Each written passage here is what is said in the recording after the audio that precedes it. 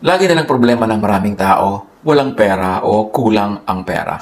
Kahit pa nga mga relihiyoso, kahit pa nga mga banal, laging may mga issue ng pera-pera. Ang pag-aaral natin ngayon, paano magkakaroon ng kapayapaan dahil meron namang sapat, halimbawa, na mga pangtusto sa pangangailangan. Paano magkapera? Napakahalagang pag-usapan kasi ang peace of mind, ang katahimikan at kapayapaan ng loob, na spiritual rest actually, ay nakasalalay din sa maraming material things. Kaya kailangan nakalagay sa ayos at kung ano lang yung kahit man lang minimum na kailangan natin sa buhay, dapat meron para tahimik at payapa. 2 Kings 4, 1 up to 7, isa sa mga lagi nating binabalik ang kwento na hindi naman maubos-ubusan ng aral para sa atin. Minsan, ang asawa ng isa sa mga propeta ay lumapit kay Eliseo. Sinabi niya, "Hindi po kaila sa inyo na ang asawa ko ay namuhay ng may takot kay Yahweh hanggang sa mamatay. Ngayon po, ang dalawa kong anak na lalaki ay gustong gawing alipin ng isa sa mga pinagkakautangan namin. Ano ang maitutulong ko sa iyo?" Tanong ni Eliseo. "Ano bang mayroon ka sa bahay mo?" Malaki ang problema ng babae.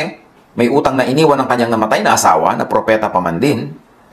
At ang kanyang dalawang anak na bata pang lalaki ay kukuhanin ng pinagkakautangan nila, gagawing alipin kasi ng batas nila noon pwedeng pambayad sa utang ang anak. Kaya sabi naman niya sa kanyang propeta na siyang amo, siyang leader, siyang teacher ng kanyang namatay na asawa. "Eto po, alam niyo naman na ang aking asawa maka-Diyos. Pero ang dami naming utang at ang mga anak ko magiging slaves pa."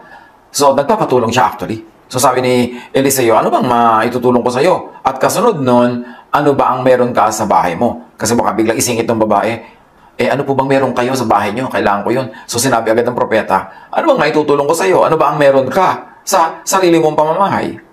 "Wala po. Maliban sa isang boteng langis," sagot niya, na parang sinasabi niya, ano na yun? Bali wala naman, isang boteng langis lang. Sinabi ni Eliseo, "Puntahan mo ang iyong mga kapitbahay at humiram ka ng mga lalagyan ng langis hanggat mayroon kang mahihiram. Pagkatapos magkulong kayo mag-iina sa inyong bahay at lahat ng lalagyang nahiram mo'y punuin mo ng langis na nasa bahay mo. Itabi mo na ang mga napuno na." So ang tulong na sinabi ni Eliseo sa kanya, hindi pera, hindi bagay, kundi idea. Isang ideya.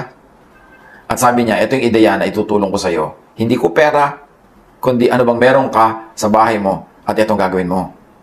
Manghiram ka ng maraming empty jars, mga sisidlan ng langis sa mga kapitbahay mo. Dalhin mo sa iyong bahay at yung langis mo, isalin mo sa mga jars na yon. Punuin mo lahat ang mga jars na yon." So ang tanong ay, paano naman magkakasya yung konti niyang langis sa maraming empty jars? Kaya dyan nga papasok yung ganda ng kwentong ito. At sa pagpapatuloy ng kwento, pag napuno mo na ang mga lalagyan na yan, di syempre, may langis ka na.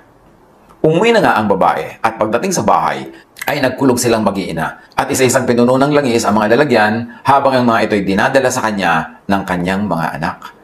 So hindi na uubos yung langis na galing sa kanyang original na lalagyan bagamat konti lang ito. Kaya napuno niya ng napuno yung mga lalagyang nahiram nila sa kanilang mga kapitbahay. Hindi alam ng ina na puno ng lahat, kaya sinabi niya, "Abutan pa ninyo ako ng lalagyan." "Puno na pong lahat," sagot ng kanyang anak. At tumigil na ang pagdaloy ng langis. So, ang dami na nila ngayong langis. Punong-puno ang lahat ng lalagyang hiniram nila sa mga kapitbahay. Pumunta siya kay Eliseo, ang lingkod ng Diyos, at isinalaysay ang nangyari. Sinabi ni Eliseo sa babae, "Ipagbili mo ang langis at bayaran mo yung mga utang. Ang matitira ay gamitin ninyong mag-iina." So, magkakapera na sila kasi mahal ang olive oil. Yan ay gamot, yan ay pagkain, yan ay ginagamit sa pag-anoint, at yan ay disinfectant, lahat na. Nagagamit nilang mabuti yan, parang langis ng nyug natin. At sabi niya, "Ang dami na po naming oil, ano magagawin namin?" Sabi ng prophet, "Ibenta mo. At yung pinagbilhan, bayaran mo lahat ang mga utang nyo. At sobra pa yon, meron pa kayong itatabi, meron pa kayong itatago." So the wife of a man from the company of the prophets cried out to Elisha, "Your servant, my husband, is dead. And you know that he revered the Lord. But now his creditor is coming to take my 2 boys as his slaves." So the death of a family member, especially the death of a breadwinner, could be a financial blow to a family or to a dependent. Pag may namatay, financial problem usually ang kasama niyan. Lalo't lalo kung yung sumakabilang buhay, siyang inaasahan, sinasandalan, kinakapitan ng mga naulila. May lesson agad sa atin yan.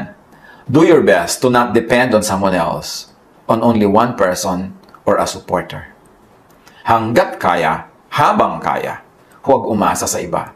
Kahit yung iba na yon ay tatay, nanay, kapatid, anak, asawa, pinsan, kaibigan, do your best to earn your own money. Do your best to have your own trade para hindi ka aasa dahil pag namatay siya, paano ka ngayon? Lalong-lalo kung wala naman kayong mga insurance, wala kayong mga kabuhayan, paano na ako nakaasa ka lang? Nakakapagtaka yung marami, tahimik na tahimik ang buhay nilang umaasa lang sa isang tao naghahanap buhay. Hindi ba lang nila iisip, paano pag biglang kinuha ng mga anghel tong aking inaasahan? Ano kakainin ko? Huwag umasa hanggat pwede. 1 Thessalonians 4:11-12. Make it your own ambition to lead a quiet life. You should mind your own business and work with your hands, just as we told you, so that your daily life may win the respect of outsiders and so that you will not be dependent on anybody. Isang mahalaga na spiritual teaching yan, not to be dependent needlessly. Unless you're too young, too old, or too sick, or you are nag-aaral, o kaya ay meron kang hinihanda, kailangan self-supporting ka para mas secure ka. Do your best to be a more than one income household. Tulad ng buong pamilya na ito, isa lang pinagkakakitaan ng inaasahan, yung kita nung kanilang tatay or husband na prophet. At marami mga pamilya, one income household. Isa lang ang kumikita, lahat gumagastos. Kaya hindi sapat ang kinikita, kaya nabubuhay sila sa hirap, sa kakapusan, sa laging kulang. Paano kayong kaisa-isang yun ay nagkasakit o nabawian ng buhay? Ecclesiastes 11:1-2. Ship your grain across the sea. After many days, you may receive a return. Invest in 7 ventures, yes, in 8. You do not know what disaster may come upon the land. So even though sa pag-invest, kailangan may konting diversification. Do not put all of your eggs in one basket. Kung ikaw daw ay magsasakay ng iyong mga trigo at mga paninda sa isang barko, merong tubo ka pagbalik niyan. Pero invest ka, mamuhunan ka sa 7, kahit hanggang 8 iba't ibang hanap buhay. Kasi hindi mo daw sigurado kung alin dyan ang aasenso, alin ang lulubog, kasi hindi mo alam kung anong uri ng mga dilubyo ang pwedeng mangyari sa buhay. So huwag laging aasa sa isa lang na income. Katulad ditong nangyari ang quarantine, nangyari ang mga lockdown, yung mga pamilyang isa lang naghahanap buhay tapos walang pa ng trabaho, di syempre hirap na hirap. Dapat bago dumating yung lockdown na yan, yung mga ibang productive members, able-bodied na mga members ng family, ay naghanap-hanap din ng mga ibang gagawin ng konting kahit malang buy and sell, kahit man lang part-time job, para hindi nakaasa lang sa iba at sa isa.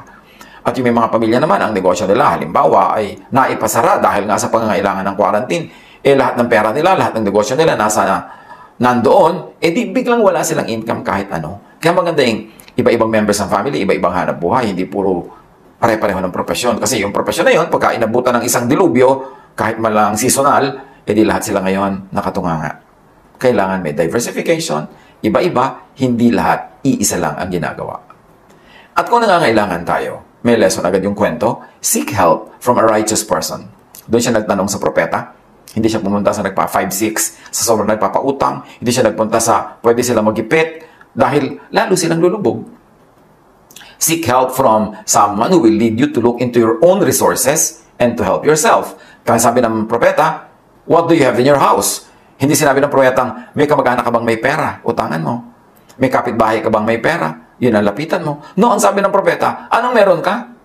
Dahil kung ano ang meron ka, yun ang ialay mo sa Diyos, yun ang paparamihin ng Diyos. Hindi yung kung ano ang meron ng kapitbahay mo, yun ang sisilipin mo, uutangin mo, nanakawin mo, hihingin mo. That is not the godly way. Although ang pangungutang naman, paminsan-minsan, kung talagang kailangan, yun na lang natin ang choice, hindi naman yan ungodly. Pero kung habit mo na mangutang, lagi ka na lang nangungutang, kahit birthday, maghahanda ka, mangungutang, kahit magbabiyahe ng hindi kailangan, mangungutang ka, yun naman ang parang dapat na natin i-review kung tama yan o hindi. Kasi lulubog ang buhay mo kung pati yung pagpapasarap, uutangin mo. Dapat ang inuutang lang yung talagang pagkain, panggamot, o pagtawid buhay, o pangpuhunan. Dahil babalik naman yun pagka kumita ka, kung kikita. Pero yung mangungutang ka dahil merong debo ang anak mo, sobrang bonggang-bongga ang gusto mong debo, gusto mo yung anak mo bumababa sa pagkataas-taas na hagdan, ang bahay niyo bungalow. Yung marami tayong mga gustong gawin sa buhay na hindi bagay sa ating kalagayan at that time. So dapat lumagay sa lugar para hindi tayo malagay sa alanganin. As much as possible, do not ask for dole-outs. Do not make utang. And don't make utang at usurious interests. Hanggang kaya, huwag humingi ng dilihensya at mambakal. Huwag umutang, at lalo namang huwag umutang sa napakalaki na interes.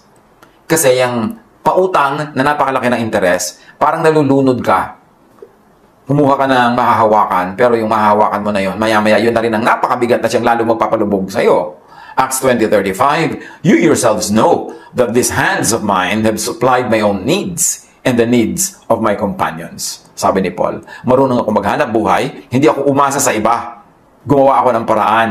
At pati mga kasama ko, hindi ko iniasa sa inyo. Ako rin na naghanap buhay para sa kanila. Hindi ako humihingi, ako pa yung nagbibigay. Sabi na doon si Paul. 1 Corinthians 4:12, we work hard with our own hands.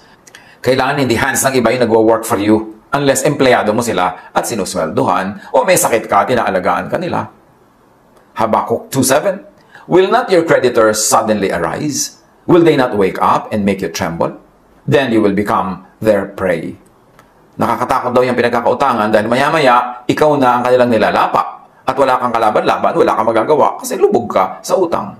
Sa pangungutang, lulutang ka lang sandali, pero mabigat ang dala at malamang lalo lang lulubog. Huwag pag-utang agad ang solusyon. Sabi ng matatanda, habang maikli ang kumot, matutong mamaluktot. Maliit yung kumot mo, 1 square meter lang, hindi mamaluktot ka para kasya ka sa loob. Hindi yung manghihiram ka, mangungutang ka ng kumot ng iba para buong luwag kang nakahuyaya at nakatihaya na nag-iinat ka pa sa loob ng kumot na hiram at utang. Kaya sabi nitong babae, di ba, maalala natin, your servant has nothing there at all she said, except a small jar of oil. Lesson, do not belittle your resources. Do not say, walang-wala ka. Kasi pag sinasabi mo yan talaga ang mangyayari. At yan ang magpaulit-ulit sa buhay mo. Yung walang-wala ako, ang hirap ng buhay, ang hirap kumita, ang hirap maghanap buhay. Well, totoo namang mahirap mangyari yung mga ganang bagay. Pero huwag nang laging sabihin. Kasi ang prayer natin ay katulad din ng mga sinasabi natin na hindi prayer. Kasi lahat ng iniisip at sinasabi natin, ang totoo lang ay prayer yun. So pag sinasabi mong walang-wala ako, ang hirap-hirap mabuhay, ang hirap-hirap maghanap buhay, kapos na kapos kami, parang sinasabi mo nang yun ang gusto mong ibigay sa'yo ng langit. At pag paulit-ulit ka, ibibigay nga yan sa'yo. John 6:9, here is a boy with 5 small barley loaves and 2 small fish. But how far will they go among so many? Alam natin yung kwento. Merong makapakainin na at least 5,000 men. Merong pang women and children. Pero wala lahat baon yung mga tao na yon. Biglang sumunod kay Jesus sa disyerto. Nung oras na nakainan, gutom na, wala namang makakain. So nagpahanap si Jesus ng pagkain. At may nakita sila isang batang nag-aalaga ng hayop na may baon. At sabi namin, nakita po kami pagkain. 5 maliliit na pirasong tinapay at 2 isda na maliit din. Sabi niya, gano'n na yun? Sino na ang pwedeng mabusog doon? Ano na ang mararating nun? Pero alam natin na yung konti na yun dumami. Ang mahalaga, meron kang konti para merong paramihin ang Diyos. Katulad ng konting oil, pinarami ng Diyos. Pero yung walang-wala ka na isang patak na oil, anong paparamihin? Kahit i-times 100 yan ng Diyos, 0 times 100, 0 pa rin. Kailangan meron ka malang konti. Kaya mahalaga yung nagsisikap, nagtatrabaho, naghahanap buhay, magpa-part-time man lang, nagbabuy and sell man lang, para meron ka kahit konti na paparamihin ng Diyos. Sa pagpapatuloy ng kwento, Elisha said, go around and ask all your neighbors for empty jars. Don't ask for just a few. Then go inside and shut the door behind you and your sons. Pour oil into all the jars, and as each is filled, put it to one side. So may order pa. Nasa kanan niya halimbawang bahagi yung mga walang laman, yung nasa salina na, nasa kaliwang bahagi na, ayos-ayos, walang kalituhan, nakapila yung mga empty jars, ready-ready na nalagyan ng oil. She left him and shut the door behind her and her sons. They brought the jars to her, and she kept pouring. Lesson, if you would ask for help, ask for empty jars, not the oil or the contents of the jars of your neighbors. Kung hihingi tayo ng tulong, ang hingi natin yung hindi sobrang masakit na itulong sa atin ng iba. Huwag naman yung nagdusa na sila dahil tayo tinulungan. Huwag naman yung sobra na sila na sacrifice. Empty jars lang ang hiramin. Huwag yung oil sa loob ng jars nila. At syempre, dahil ginamit mo yung jars nila, dapat naman nung isoli mo yon may laman.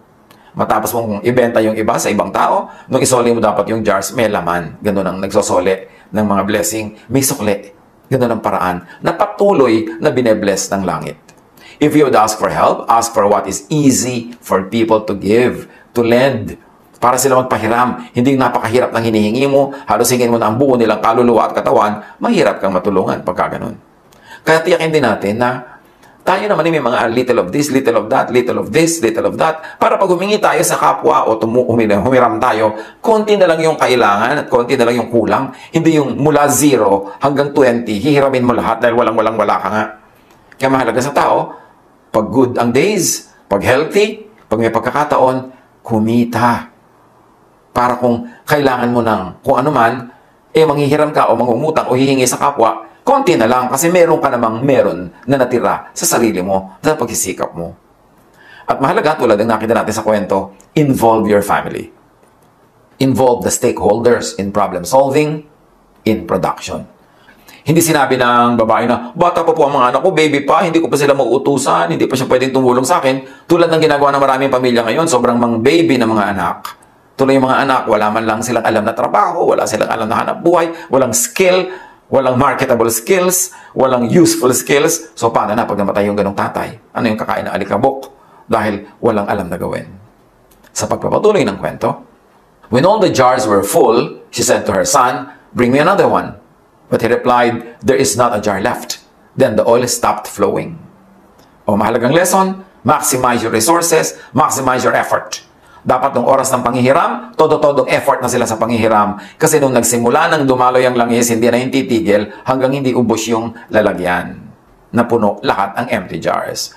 Kung 3 pa lang yung nakolekta nila, di tumigil na yun sa 3. So dapat merong preparation. Ano man ang gagawin natin, merong stage of preparation yan. Para habang ginagawa na natin, tuloy-tuloy na yung ginagawa. Hindi na tayo maabala ng pagtigil, paghahanap ng kailangan, at mga ganon. Ecclesiastes 9:10, whatever your hand finds to do it with all your might. Hindi might ng iba, your might. For in the realm of the dead, where you are going, there is neither working, nor planning, nor knowledge, nor wisdom. So habang may panahon, may lakas, gawin na ang lahat in the best possible way kasi hindi ka laging malakas, hindi ka laging buhay, hindi ka laging may pagkakataon. Prepare everything beforehand. Be organized to maximize fruitfulness. Proverbs 24:27, put your outdoor work in order and get your fields ready. After that, build your house. So huwag mong unahin yung pagpapagawa ng bahay, unahin mo muna yung hanap buhay. Marami sa ating mga kababayan nagkaroon na ng pagkakataon, nagkaroon na ng trabaho abroad, nagkaroon na ng kita. Pag magkaroon ng pera, ang uunahin agad, magkabahay, magkakotse, magkagamit, lahat yun expense. Tapos mamaya, wala na uli silang trabaho abroad, wala na namang hanap buhay, walang negosyo, o nabibenta lang yung bahay, nasa sanglay ang alahas, nabibenta yung kotse. Ang dapat unahin, pag may pera, hindi consumption, gawin itong puhunan para sa production. Para pag nagsisimula ng umadaring production mo, yung pera mo gugulong na ng gugulong, gumagawa ng tubo habang umaandar, ang gastusin mo yung tubo, huwag mong gastusin yung puhunan. Nagkaroon ka ng tindahan, ang gagastusin mo lang sa personal na gastos, yung tubo, hindi yung buong benta maghapon. Kasi mamamalengke ka kinabukasan, pampalit sa mga nabenta mo mga paninda, ginastos mo na, di wala ka nang pambili ng tinda. Mauubos ang tinda mo, palit ng benta mo, hanggang magsara ang tindahan. Dapat discipline. And we should take note. God gives and sets limits. Tulad nun, nagbigay ang Panginoon ng pagkakataon na sila ay magkaroon maraming oil, pero may limit na ibinigay ang Diyos, yung dami ng mahihiram nilang empty jars. Kung maraming jars, maraming oil. Kung konti lang ang jars, konti lang ang oil. Kaya mahalaga yung preparation nila ng hiram bago nagsimulang magbuhos, magsalin. Ecclesiastes 4:8, there was a man all alone. He had neither son nor brother. There was no end to his toil. Yet his eyes were not content with his wealth. For whom am I toiling, he asked, and why am I depriving myself of enjoyment? This too is meaningless, a miserable business. So dapat ang pagsisikap din ng tao, may hangganan. Kahit na kumikita ka ng marami, may hangganan din yan para ma-enjoy mo naman yung kinita mo. Hindi hanggang mamatay ka na, hindi ka na tumigil kakikita, hindi mo na-enjoy ang kinita mo. So meron ka rin dapat limit sa pagtatrabaho, limit sa extent, sa length, sa depth ng work, para may time ka to enjoy the fruit of your work. Numbers 8:25-26. But at the age of 50, they must retire from their regular service and work no longer. They may assist their brothers in performing their duties at the tent of meeting, but they themselves must not do the work. This then is how you are to assign the responsibilities of the Levites. So pati yung mga Levites, mga priestly classes, meron silang retirement age. At sa panahon nila noon, 50. For whatever reason, di naman natin kailangang kopyahin yun, pero noon, ang mahalaga, may limit din ang active work. Nilalagyan natin na hangganan ng lahat para habang kailangan natin at kaya natin, Todo tayo magtrabaho, pero merong araw at may oras at merong season ng pahinga. Know when to stop. Isang lesson niyan dito sa istorya ng mga langis na ito. Nung wala nang lalagyan, tumigil na ang langis at hindi na nila pinilit, tumigil na rin sila. Sa buhay, kahit productive ang ginagawa natin, do not overextend yourself, your helpers, or your team, or your project. Maganda ba ng project, may panahon na tama na.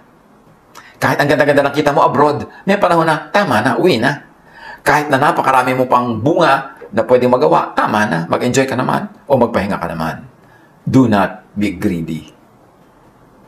Proverbs 13:11, dishonest money dwindles away, but whoever gathers money little by little makes it grow. In Ecclesiastes 5:10, whoever loves money never has enough. Whoever loves wealth is never satisfied with their income. So don't be a lover of money. Be a producer of money, be a maker of money, be a spender of money, be a giver of money, but do not be a lover of money. Put your money to work. Do not work for your money. Meron ng mga tao, marami nang pera, hindi mo lang mag-employ ng mga assistant, ng mga kasama sa bahay, hindi mo lang mag-enjoy ng masarap na pagkain o magandang environment, tapos mamamatay na lang sila. Sino makikinabang sa kanilang pinaghirapan? 1 Timothy 6:10, for the love of money is a root of all kinds of evil. Some people, eager for money, have wandered from the faith and pierced themselves with many griefs. So yung kwento, malapit na tayo sa ending. She went and told the man of God, and he said, go, sell the oil and pay your debts. You and your sons can live on what is left. Ganun na lang karami ang oil na dumaloy mula sa konti nilang oil, sa kanilang maliit na sisidlan, into so many bigger and empty jars, na pwede na nilang ibenta yung mga oil na yon, mababayaran na lahat ng utang, hindi na magiging slave ang anak, at may natira pang marami para ikabuhay nila sa mahabang panahon. Lesson? Yung babae, matapos dumating yung oil sa buhay niya, ang daming kabuhayan, report to your benefactor. Nag-report siya sa propeta. Yung iba dyan, hindi na babalik sa prophet, may oil na eh. Ibebenta na, maglulustay na, mag-enjoy na. Pero siya bumalik. At sinabi pa niya, nangyari po ang inyong ipinagagawa. And so the prophet gave her another instruction. Sell, pay, and then keep the rest. So, report to your benefactor. Kung ano mang benefactor yan, sino man siya, lagi kayo mag-report. Ikwento nyo nangyayari sa buhay nyo. Meron dyan, mangungutang sila ng puhunan. Pero pag nabigyan mo na at napautang mo na at kumikita na, hindi mo na mabalitaan. Wala nang kakwento-kwento. Mababalitaan mo na lang yan. Pagka nalugi na uli, gutom na naman, wala na naman pera. Yun, babalikan ka. Huwag kayong babalik lang sa taong tumutulong sa inyo tuwing nangangailangan kayo. Na pag dumarating yung mukha mo, may nakadrawing na penge. Pengeng pera. Pengeng ganito, pengeng ganon.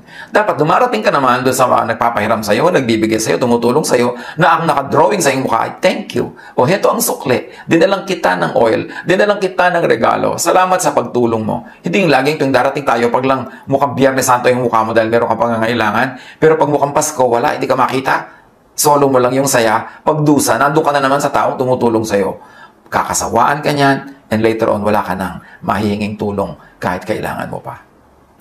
So report to your benefactor, thank your benefactor, and then seek more and seek updated guidance from an effective mentor. Pagka na-bless na tayo, lalo tayong humanap ng magandang payo. Pag hindi tayo blessed, pag kulang ang blessing, kailangan natin ng magandang payo. Pero pag maganda na ang nangyayari sa buhay natin, mas kailangan natin ng matinong payo kasi pwede tayong malasing at malito. Isaiah 55:2, why spend money on what is not bread, and your labor on what does not satisfy? Listen to me, and eat what is good, and you will delight in the richest of fare. Huwag daw magsayang ng pera sa hindi naman nakakapakinabangan talaga, sa hindi magandang paglagyan ng pera. Huwag magsayang ng pagod sa hindi naman nagbibigay ng tunay na kasiyahan. Makinig para mag-enjoy sa blessings. Tanong ng marami, araw-araw, lagi-lagi, paano magkapera? Hanggang kaya, huwag manghingi. Proverbs 12:11, those who work their land will have abundant food, but those who chase fantasies have no sense. So magtrabaho. Proverbs 14:23, all hard work brings a profit, but mere talk leads only to poverty. Kailangan magtrabaho, magsikap, may diskarte, may talent, may prayer, para tayo ay magkaroon ng kailangan natin sa buhay. Paano magkapera? Huwag manghingi, huwag mangutang, hanggang kaya. Ang pangutang, ang pag-uutang ay dapat last resort. Huli mo na yun na attempt. Dapat iba muna. Proverbs 22:7, the rich rule over the poor, and the borrower is slave to the lender. Para daw alipin na nagpapautang ang nangungutang. So, sikapin natin huwag magkautang para wala tayong amo. At syempre, huwag magnakaw. Produce money. Produce something, produce service that you can sell. Yan lang naman how to have money. Produce a product or a service that you can sell. Monetize your skills. Pagkaperahan ang galing na ibinigay sa iyo ng Diyos. Ano man yan, galing magluto, galing magkulot, galing magbasahe, galing magawa ng bahay, galing magtabas ng damo, galing na mag-design ng mga gadgets, manahe, ano man yan, bigay yan ng Diyos, yan ang gusto ng Diyos na gamitin mo para pagkakitaan. Huwag mong pagkakitaan yung galing ng iba kasi may ibinigay ang Diyos na galing sa bawat isa. Matthew 25:27. Well then, sabi noong master sa kanyang servant na hindi ininvest yung perang ipinagkatiwala sa kanya. You should have at least put my money on deposit with the bankers so that when I returned, I would have received it back with interest. Dapat yung binibigay sa atin, lumalago, nai-invest, o kaya kumikita man lang ng interest kung nasa bangko. Pero huwag sayangin, huwag ilibing sa lupa, huwag itapon, huwag lustayin. Pag ipinagkatiwala sa atin ng isang puhunan, dapat natin yung palaguin. Proverbs 27:26-27. The lambs will provide you with clothing, and the goats with the price of a field. You will have plenty of goat's milk to feed your family and to nourish your female servants. Yan daw ay kung nag-aalaga ka ng maraming hayop, meron kang gatas nila na makakasalo ka rin at maibebenta mo sila, marami kang papakinabangin. Dapat magtrabaho. Paano magkapera? Magtrabaho. Iwasang mangutang nalulubog ka sa interes. Habang kaya ng katawan, gumawa ng mapagkakaperahan, mapagkakakitaan, at kahit panahon ng crisis, maraming nagkakaroon ng magandang opportunity. Kasi lahat ng panahon merong unique opportunities. Yung opportunity sa magandang panahon, nawawala yun sa isang very difficult situation, but that difficult situation will offer other types of opportunities. So, paano magkapera? Ulitin natin ang buong kwento o pag-isipan nyo na lang. Reviewin. Lagi tayong magsikap. Laging maraming opportunities. God bless us all.